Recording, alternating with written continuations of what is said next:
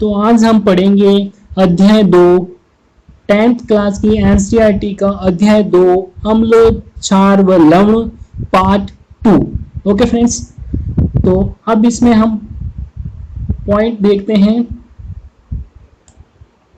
कुछ अम्लों के प्राकृतिक स्रोत।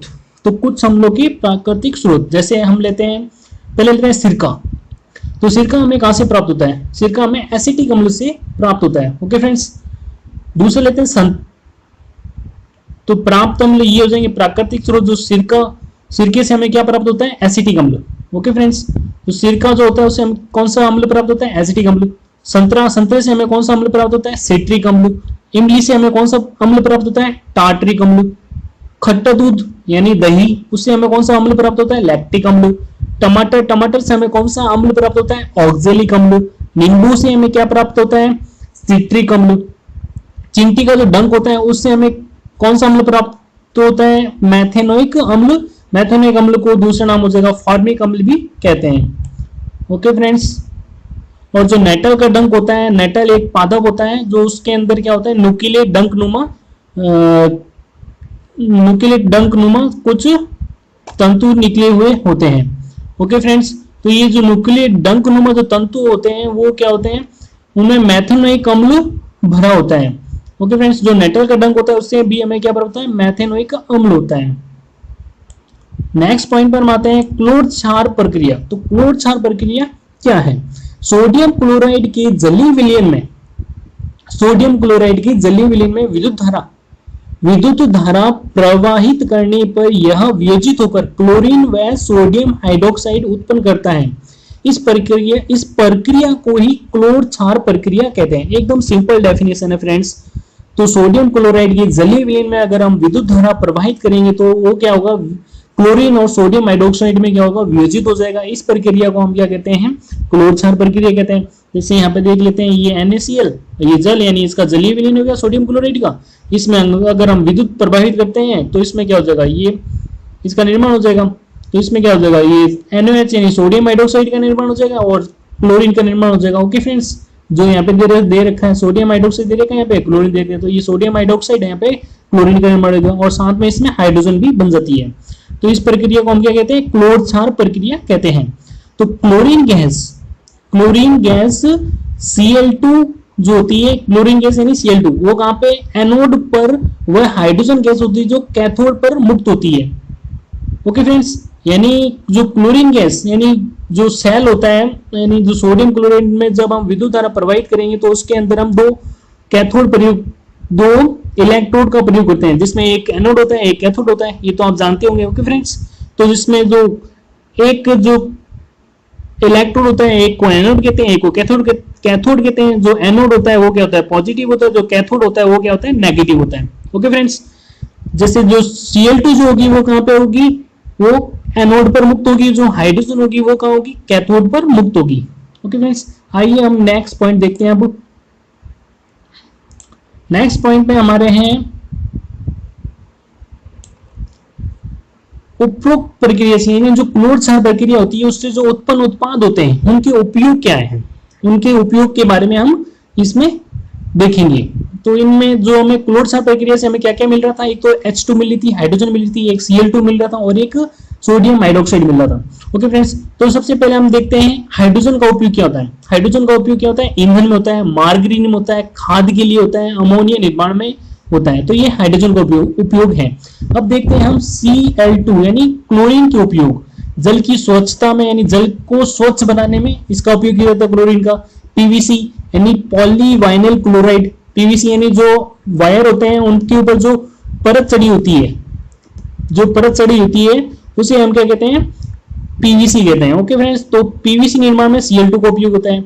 रोगाणुनाशक के रूप में, तो रोगाणुनाशक के रूप में भी कहते हैं Cl2 का उपयोग करते हैं। CFC निर्माण में, तो CFC निर्माण में भी हम क्या करते हैं? Cl2 का निर्माण करते हैं। CFC किसे कहते हैं? क्लोरोफ्लोरोकार्बन, जो कि ये गैस होती है। जैसे हम जो रेफ्रिजरेटर होते हैं उनके अंदर क्या होती है? सीपर तक ये गैस होती है। ओके फ्रेंड्स, जो हमारे रेफ्रिजरेटर हो गए, फ्रिज हो गए, उनके अंदर ये गैस भरी होती है। सेकेंड हम अब आते हैं हम NaOH। तो NaOH के उपयोग क्या करेंगे, धातुओं से ग्रीस हटाने में, धातुओं से जो ग्रीस लगी होती है उसे हटाने में NaOH का उपयोग किया जाता है। साबुन तथा अपमार्जक के निर्माण में भी साबुन का उपयोग NaOH का उपयोग किया जाता है। कागज उद्योग में भी क्या होता है, NaOH का उपयोग किया जाता है। कृत्रिम फाइबर के निर्माण में भी क्या होता है, NaOH का उपयोग किया जाता है। आगे हम देखते हैं, अगर हम H2 और Cl2 की क्रिया करा दे तो क्या बन जाएगा, HCl यानी हाइड्रोजन क्लोराइड बन जाएगा। ओके फ्रेंड्स, और अगर Cl2 और NaOH की क्रिया करा दे तो क्या बन जाएगा, NaOCl बन जाएगा। इसे हम क्या कहते हैं, विरंजक चूर्ण कहते हैं। ओके फ्रेंड्स, तो सबसे पहले हम देखते हैं HCl के उपयोग। तो HCl का उपयोग क्या किया जाता है, इस्पात की सफाई में, इस्पात की सफाई में HCl का उपयोग होता है। अमोनिया क्लोराइड निर्माण में इस्पात का इसका HCl का उपयोग होता है। औषधि निर्माण में होता है। सौंदर्य प्रसाधन के निर्माण में भी HCl का उपयोग होता है। हम आते हैं अब NaOCl यानी विरंजक चूर्ण। तो विरंजक चूर्ण का उपयोग क्या होता है, घरेलू विरंजन में, वस्त्र विरंजन में, विरंजन मतलब रंग उड़ाने में। ओके फ्रेंड्स, तो रंग उड़ाने में किसका उपयोग किया जाता है, NaOCl यानी विरंजक चूर्ण का उपयोग रंग उड़ाने में किया जाता है। तो नेक्स्ट पॉइंट पर हम आते हैं विरंजक चूर्ण का निर्माण। अब तो विरंजक चूर्ण हमें बनाना है तो उसका निर्माण कैसे करेंगे। तो सबसे हम पहले लेना है कैल्शियम हाइड्रोक्साइड, यानी कोई हाइड्रोक्साइड लेना है, धातु हाइड्रोक्साइड लेना है। धातु हाइड्रोक्साइड की अभिक्रिया जब Cl2 से कराएंगे तो इसमें क्या हो जाएगा, विरंजक चूर्ण का निर्माण हो जाएगा। ओके फ्रेंड्स, तो विरंजक चूर्ण का निर्माण कैसे करते हैं, हमें कोई धातु का हाइड्रोक्साइड लेना है, जैसे हम यहाँ पे लेते हैं, यहाँ पे हम सोडियम हाइड्रोक्साइड भी ले सकते हैं, कैल्शियम हाइड्रोक्साइड भी ले सकते हैं, यानी धातु हाइड्रोक्साइड लेना है। ओके फ्रेंड्स, तो यहाँ पे हमने लिया कैल्शियम हाइड्रोक्साइड। कैल्शियम हाइड्रोक्साइड की क्रिया जब Cl2 से करवाते हैं तो इसमें क्या होगा, CaOCl का निर्माण हो जाएगा, जिसे हम कहते हैं विरंजक चूर्ण। ओके फ्रेंड्स, और H2O भी बन जाता है। अब इसके उपयोग देखते हैं विरंजक चूर्ण के। तो कपड़ों के विरंजन में इसका उपयोग किया जाता है। विरंजन मतलब रंग उड़ाने में, तो कपड़ों के रंग उड़ाने में इसका उपयोग किया जाता है। रासायनिक उद्योगों में अपचाय के रूप में, जो रासायनिक उद्योगों में क्या होता है, अपचाय के रूप में भी इसका उपयोग होता है। पीने वाले जल को जीवाणु से मुक्त करने के लिए, नहीं रोगाणुनाशक के रूप में भी क्या होता है, विरंजक चूर्ण का उपयोग किया जाता है। ओके फ्रेंड्स, अब हम आते हैं नेक्स्ट पॉइंट पर, क्रिस्टलन का जल। तो क्रिस्टलन का जल क्या है, लवण के एक सूत्र इकाई में जल के निश्चित अणु की संख्या को क्रिस्टलन का जल कहते हैं। एक सिंपल डेफिनेशन है। ओके फ्रेंड्स, तो जल लवण के एक सूत्र इकाई में जल के निश्चित अणुओं की संख्या को क्रिस्टलन का जल कहते हैं। ओके फ्रेंड्स, अब इसके उदाहरण देख लेते हैं। जैसे पहले देखते हैं जलीय कॉपर सल्फेट। तो जलीय कॉपर सल्फेट क्या होगा, CuSO4.5H2O। ये जलीय कॉपर सल्फेट के एक सूत्र इकाई में जल के निश्चित अणुओं की संख्या क्या है, 5 होती है। तो इसमें क्रिस्टलन का जल क्या हो गया, 5H2O हो गया। ओके फ्रेंड्स, तो ये जो डॉट के बाद जो संख्या लिखी है जल के अणुओं की, उसे हम क्या कहते हैं, क्रिस्टलन का जल कहते हैं। नेक्स्ट उदाहरण हम देखते हैं CuSO4.2H2O, यानी जिसे हम कहते हैं जिप्सम। तो जिप्सम में जल के अणुओं की संख्या कितनी होती है, 2। इसे हम क्या कहते हैं, क्रिस्टलन का जल कहते हैं। अब हम आते हैं नेक्स्ट पॉइंट पर, plaster of Paris, POP। Plaster of Paris को अपन हम क्या कहते हैं, POP भी कहते हैं। यानी जिप्सम यानी CuSO4.2H2O।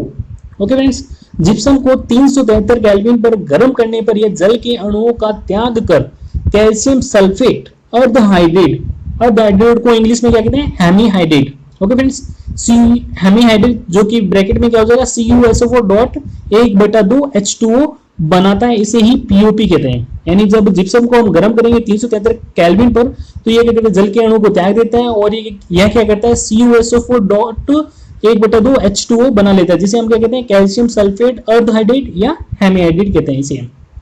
ओके फ्रेंड्स, अब हम इसे हम क्या कहते हैं, POP कहते हैं। ओके, तो अब हम देखते हैं उपयोग। तो उपयोग क्या होता है POP का, तो टूटी हुई हड्डियों को सही जगह पर स्थिर करने में, जो कि अस्पतालों में किया जाता है। प्लास्टर चढ़ाते हैं, जो किसी की हड्डी टूट जाती है तो उस पर क्या होता है, प्लास्टर चढ़ाते हैं। तो हड्डियों को सही जगह स्थिर करने में इसका उपयोग हो जाता है। मूर्ति निर्माण में, खिलौने निर्माण में भी इसका उपयोग करते हैं। पुनः जिप्सम के निर्माण में भी इसका उपयोग किया जाता है, इसका प्लास्टर ऑफ पेरिस का। यदि यह आपको वीडियो पसंद आया तो उसे लाइक शेयर कमेंट जरूर करें। यदि आपको किसी टॉपिक पर अगर वीडियो ट्यूटोरियल बनवाना है तो प्लीज कमेंट करें। यदि उस टॉपिक पर अगर 20 से 30 कमेंट होते हैं तो मैं उसका वीडियो ट्यूटोरियल बना दूंगा। ओके फ्रेंड्स, तो thank you for watching my video.